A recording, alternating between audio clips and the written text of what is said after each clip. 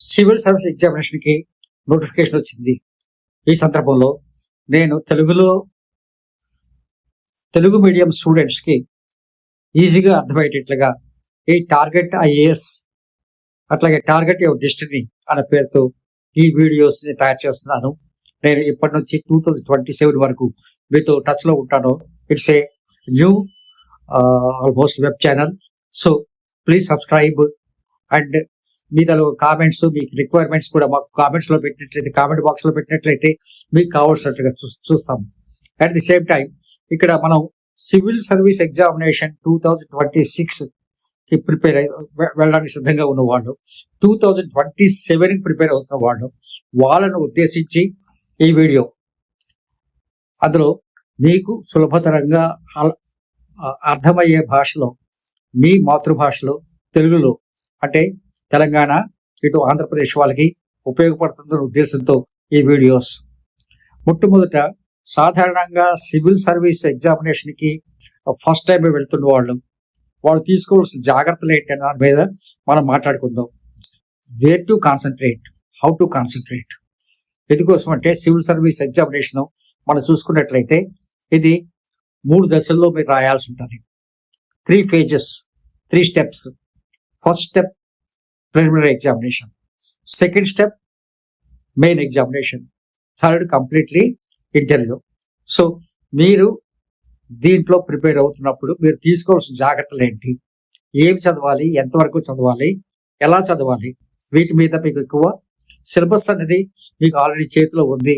మీ చేతిలో మీ సిలబస్ ఉంది కాబట్టి మీకు సిలబస్ ఏంటో తెలుసు, మీ ఎలిజిబిలిటీ నామ్స్ తెలుసు. సో మీకు తెలిసిన విషయాల మీద మనం వెళ్ళట్లేదు. మనం వెళ్తూ కూడా ఈ సిలబస్ని ఏ విధంగా చదివినట్లయితే, ఎంత చదివినట్లయితే మనం ఇప్పుడు క్వాలిఫై కాగలము అన్న దాని మీద ఫస్ట్ మన ఫోకస్. ఫస్ట్ ఏంటంటే మనం 2026 ఎగ్జామినేషన్కి వెళ్తున్నప్పుడు నేను ఇందులో క్వాలిఫై అవ్వాలంటే ఏం చేయాలి. ఫస్ట్ మనం ఏంటంటే మనకి ఎంతో తెలుసు అనేది పక్కన పెట్టి మనం క్వాలిఫై అవ్వాలంటే ఏం చేయాలి అంటే ఫస్ట్ మనం అర్థం చేసుకోవాలి. మనం క్వాలిఫై అవ్వాలంటే మనం చేయాల్సింది ఏంటంటే ఫస్ట్ మనకు తెలుసు, మీకు మెయిన్ ఎగ్జామినేషన్ చూసరికల్లా మీ రికగ్నైజ్డ్ ఇండియన్ లాంగ్వేజెస్లో మీ తాలూకా మెయిన్ పేపర్ రాయొచ్చు. అంటే మీరు తెలుగులో మెయిన్ ఎగ్జామినేషన్ అయితే రాయొచ్చు. కానీ ప్రిలిమినరీ పేపర్ వచ్చేసరికల్లా ఇందులో మీకు ఉండేది only English and Hindi options. మీ క్వశ్చన్ పేపర్లో ఇంగ్లీష్లో క్వశ్చన్ పేపర్ ఉంటుంది, దానికి హిందీలో కూడా ఉంటుంది.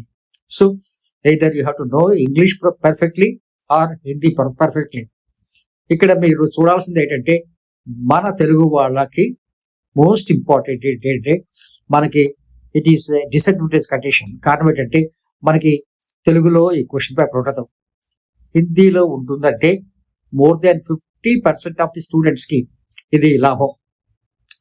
అంటే almost all north Indians Hindi మీడియంలో ఉంటారు కాబట్టి వాళ్ళకి అది చాలా ఈజీగా ఉంటుంది. సో వాళ్ళు క్వశ్చన్స్ అర్థం చేసుకోగలరు. మనకి ఆ ఛాన్స్ లేదు. అంటే తమిళనాడు మనం, ఎందుకంటే తమిళనాడు ఏంటంటే వాళ్ళు ఏమంటున్నారంటే ఓన్లీ తమిళ్ అంటారు కాబట్టి వాళ్ళకి it's a problem. Kannada it's a problem for them. కానీ ఒరిస్సాలో 50% ఆఫ్ ది స్టూడెంట్స్ పూర్తిగా హిందీ మాట్లాడతారు, అనర్గళంగా మాట్లాడతారు. అట్లాగే మిగతా రాష్ట్రాలన్నీ కూడా మాట్లాడతారు. సౌత్ ఇండియాలో ఓన్లీ ఈ 4-5 స్టేట్స్కే ప్రాబ్లం తప్ప మిగతా వాళ్ళందరికీ కూడా హిందీ వచ్చు కాబట్టి హిందీ మీడియంలో క్వశ్చన్ పేపర్ కూడా ఉంటుంది కాబట్టి వాళ్ళకి advantage. So we are in disadvantage condition. సో దీన్ని మనం ఎట్లా అడ్వాంటేజ్ చేసుకోవాలి, how to take the best benefit. So the first and foremost required is understanding the question properly. ఈ అండర్స్టాండింగ్ ద క్వశ్చన్ ప్రాపర్లీ కూడా there is a time limit. మనం నచ్చినంత సేపు ఆలోచిస్తూ ఉంటే కుదరదు. మన క్వశ్చన్ పేపర్ అంతా కలిపి చూసినట్లయితే ఆల్మోస్ట్ మనం 100 క్వశ్చన్స్ వరకు ఆన్సర్ చేయాల్సి వస్తుంది. ఈ 100 క్వశ్చన్స్లో మనం ఆల్మోస్ట్ మనకు కూడా టైం ఎంత అంటే క్వశ్చన్కి 2 minutes కూడా టైం ఉండదు. అంటే 3 hours పేపర్ అనుకుంటే సో 1.5 minutes, 1 minuteలో మనం ఏంటంటే ఆలోచించుకోవాలి, ఆన్సర్ టిక్ చేసేయాలి. ఎందుకోసం అంటే ప్రిలిమినరీ ఎగ్జామినేషన్లో మనకు కనిపించేదంతా కూడా ఏంటంటే alternative questions, multiple choice questions. All 3 or 4 questions will be answers ఎలా ఉంటాయంటే పిచ్చిగా చదువుతుంటే కన్ఫ్యూజ్గా ఉంటాయి, కరెక్ట్గానే అది కరెక్ట్ అనిపిస్తుంది. కాబట్టి మనం ఇక్కడ చాలా జాగ్రత్తగా ఉండాలి. కాబట్టి మనం తీసుకోవాల్సిన జాగ్రత్తలు ఏంటి, మనం ఎన్ని మార్కులు టార్గెట్ చేసినట్లయితే మనం ప్రిలిమినరీ ఎగ్జామినేషన్ క్వాలిఫై అవుతామన్న దాని మీద ఈరోజు మాట్లాడుకుందాం. సిలబస్ చూసినట్లయితే చాలా వాస్ట్, అంటే ఇట్స్ అన్ఎండింగ్. న్యూస్ పేపర్స్ చదవాలి, కరెంట్ టాపిక్స్ మీద మనకి పట్టు రావాలి, మెగజైన్స్ చదవాలి, మనకి రైటింగ్ స్కిల్స్ గట్టిగా ఉండాలి, అట్లాగే కమ్యూనికేషన్ స్కిల్స్లో ఎటువంటి లోపాలు ఉండకూడదు, అంతేకాకుండా మన పర్సనాలిటీ ప్రాపర్గా ఉండాలి. ఇవన్నీ ఉంటూ మనం ఈ ఎగ్జామినేషన్ రాయాలి. So what is the most important aspect of the civil service examination అంటే it is not only attitude and aptitude. It is not only attitude and aptitude, it's your emotional balance. మీరు ఎంత బ్యాలెన్స్గా ఉండగలరు, మీ దృఢచిత్రం గట్టిగా ఉంటుంది, వీటి మీద చాలా మోస్ట్ ఇంపార్టెంట్. ఇప్పుడు సిలబస్ కోసం వచ్చినట్లయితే మనకి ఎంత సిలబస్ వస్తే మనం పాస్ అవుతాము, ఎన్ని మార్కులు వస్తే పాస్ అవుతాము అని చూసుకుంటే సాధారణంగా మనకి సివిల్ సర్వీస్ ప్రిలిమినరీ ఎగ్జామినేషన్లో paper 1, paper 2, morning paper 1, afternoon paper 2. Paper 2ని సిశాట్ అంటాం. సిశాట్ అంటే civil service its attitude test or aptitude test. Okay, that is that one.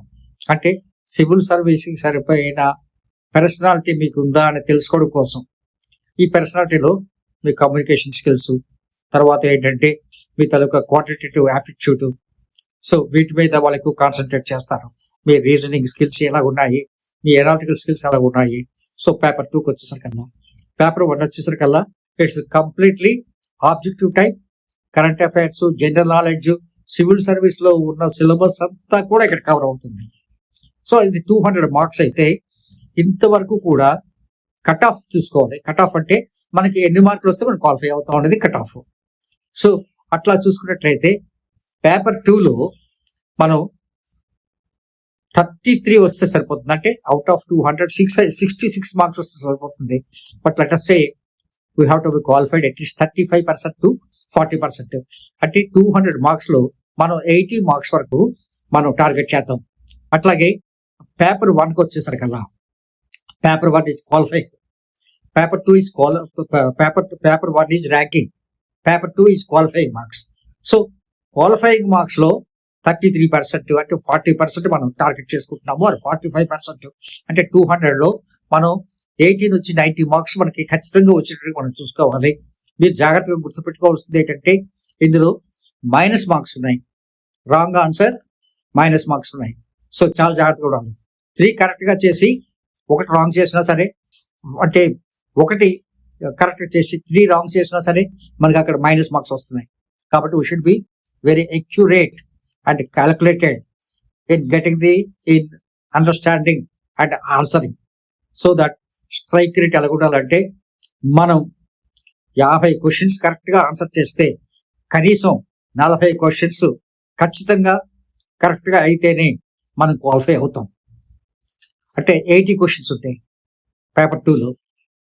So paper అంటే 2.5 మార్క్స్, 2.14 అట్లా ఇచ్చాడు. అది పేపర్ 1కి వచ్చేసరికల్లా మనకి ఇంతవరకు క్వాలిఫైయింగ్ మార్క్స్ ఏంటంటే 110 చాలా కష్టం.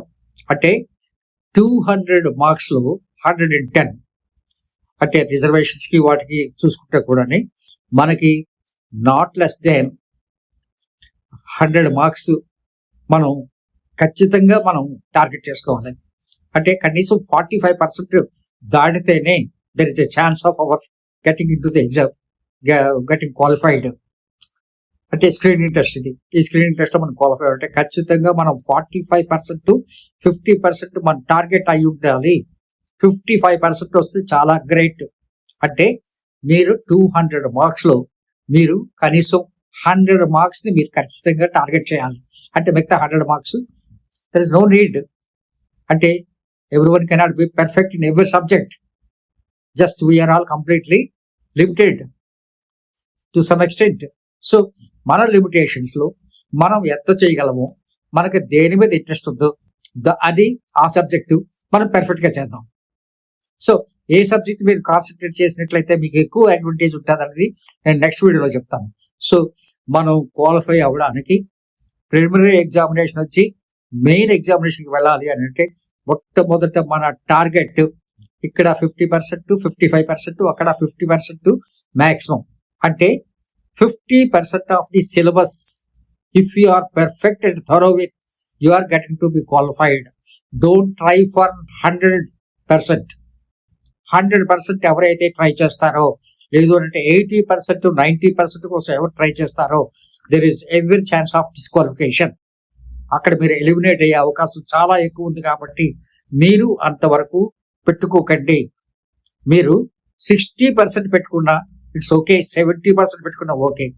ఎందుకోసం అంటే రాంగ్ ఆన్సర్ ఛాన్స్ ఉంది. కాబట్టి మీరు don't give stress to more than 60 or 70% of syllabus. Remaining 30% syllabus ఏం చేయాలి అంటే వదిలేయండి.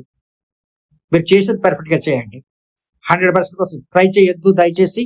మీరు ఎప్పుడైతే 80%, 100%, 75% మీరు టార్గెట్ పెట్టుకుంటారో ఆటోమేటిక్గా మీరు డిస్క్వాలిఫై అయ్యే ఛాన్సెస్ ఎక్కువ ఉంది. ఎందుకంటే ఇందులో చదువుకోవాల్సింది ఎక్కువ. అది కాకుండా it will cause stress for you, tension for you. So don't try for the entire syllabus. Try for only the maximum part of the syllabus. That makes you healthy, happy, tension free, and also it leads to perfection. So that is the most important. At the syllabus మీరు prepare అవ్వాలి అని అంటే I say that one 60% to 70% of the syllabus you get prepared. Next వీడియోలో మరికొన్ని విషయాలు చెప్తాను. అలాగే syllabus కూడా కవర్ చేస్తాను. Thank you very much.